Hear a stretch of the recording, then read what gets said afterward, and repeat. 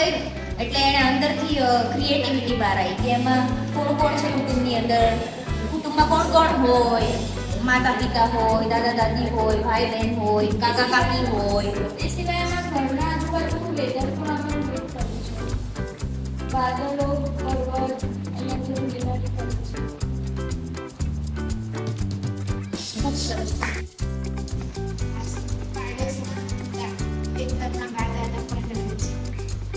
પછી આ સમાજ છે, સમાજના પોસ્ટમેન છે, આ શાકભાજીવાળા કાકા છે. પછી અહીંયા પ્રાણીઓ છે, બાકી ગાય છે, કૂતરું છે, આ બાજુ કૂવો દોર્યો છે અને આ બધું ઝાડ છે.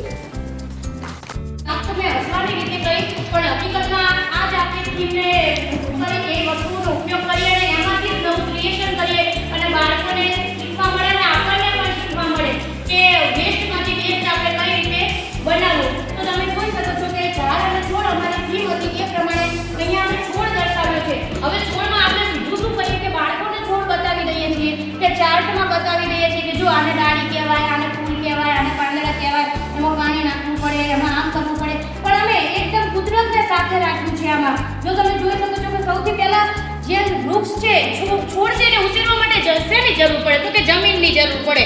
તો અહીંયા જો અમે માટી નાખીને જમીન બતાવી છે. ત્યારબાદ તો કે સૂર્ય વિના તો ચાલે જ નહીં, કારણ કે એના વિના તો આપણો કોઈનો ઉદ્ધાર છે જ નહીં.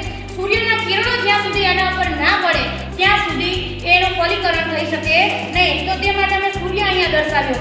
ત્યારબાદ તમે અહીંયા વાદળ જોઈ શકો છો કે વાદળ શા માટે જરૂર કે વાદળ આવે, પાણી લાવે ને વરસાદ થાય. તો વાદળ આવ્યા અને એની સાથે વરસાદ પણ આવ્યો. તો અમે અહીંયા વરસાદ પણ તમને બતાવ્યો છે કે આવી રીતે બાળકો જો વરસાદ પડે. ત્યારબાદ અમુક જે આપણે અહીંયા પક્ષીઓ બતાવ્યા, ઘણા બધાને એવું થતું હશે નોટિસ પણ નહીં કર્યું હોય પક્ષીઓ સુશોભન માટે છે. ઘણા બધાને એવું લાગ્યું હશે કે કૃતિ સારી વધારે સારી લાગે એના માટે, પણ ના. પક્ષીઓ શું કામ કરે છે?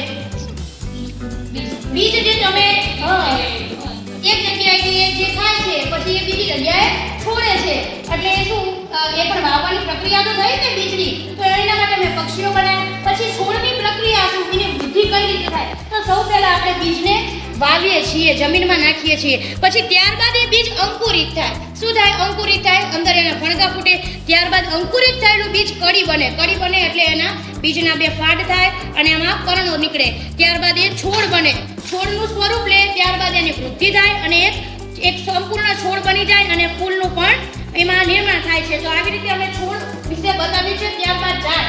તો ઝાડ જનરલી આપણે જોઈએ કે ઝાડમાંથી શું શું મળી શકે બાળકોને બતાવવાનો અમે અહીંયા પ્રયત્ન કર્યો છે કે ઝાડમાંથી આપણને રૂ મળે એટલે કે કપાસમાંથી આપણને રૂ મળે, પછી એમાંથી લાકડું મળે, પછી બીજ મળે ઝાડમાંથી, ત્યારબાદ ફળ શાકભાજી મળે અને કાગળ પણ મળે અને ત્યારબાદ લવિંગ મસાલા અહીંયા બતાવ્યા છે એટલે અમે લવિંગનો ઉપયોગ કરીએ કે મરી મસાલા પણ આપણને ઝાડમાંથી મળે છે. તો એકદમ લો કોસ્ટ અને વેસ્ટમાંથી બેસ્ટ અમારું આ ટીએલએમ તમારી સામે રજૂ કરે છે. કઠોળ બનાવ્યા છે. તો કઠોળ જેમ કે આપણે આંગણવાડીમાં ચણા આપીએ છીએ તો ચણા ખાવા છે જેનાથી આપણને પ્રોટીન મળે છે. જેવી રીતે કઠોળ આપે છે, ચણા છે, વટાણા, મગ, તુવેર, વાલ. બાળકોને આપણા ચિત્ર બતાવી સમજાવી શકીએ કે આ કઠોળ છે અને બાળકોને કેવું છે કે મમ્મી બનાવે તો આ કઠોળ હંમેશા ખાવા જોઈએ. પછી ખોરાક એમાં જંક ફૂડ અને હેલ્ધી ફૂડ એ બતાવવામાં આવ્યું છે કે જંક ફૂડ તો કેક, પછી પડીકા છે, પછી બર્ગર છે, ફ્રેન્ચ ફ્રાઈઝ છે, આ બધી બહારની વસ્તુ ખાવી ના જોઈએ. અત્યારના બાળકો પડીકા બહુ ખાતા હોય છે એટલે આપણે સમજાવવાનું કે આપણા શરીરને ખૂબ જ નુકસાન કરે છે. અને હેલ્ધી ફૂડ એટલે કે જમવાની થાળી બતાવી છે અને આ થાળીમાં એવું છે કે દાળ, ભાત, શાક, રોટલી, ઈંડા છે, છાશ છે, દૂધ છે, બધી જાતનો સંપૂર્ણ ખોરાક બાળકે ખાવો જોઈએ. જેમ કે એક શાક ખાતા હોય તો આપણે સમજાવવું જોઈએ કે મમ્મી ગમે તે શાક બનાવે પણ બધા શાક ખાવા જોઈએ. અને આ બાળ શક્તિની કેક બનાવી છે જે આંગણવાડીમાં બાળકો આપણે અન્નપ્રાશનના દિવસે 12 દિવસ ઉજવીએ છીએ તો બાળ શક્તિની કેક બનાવીએ જેથી બાળકો ખાય.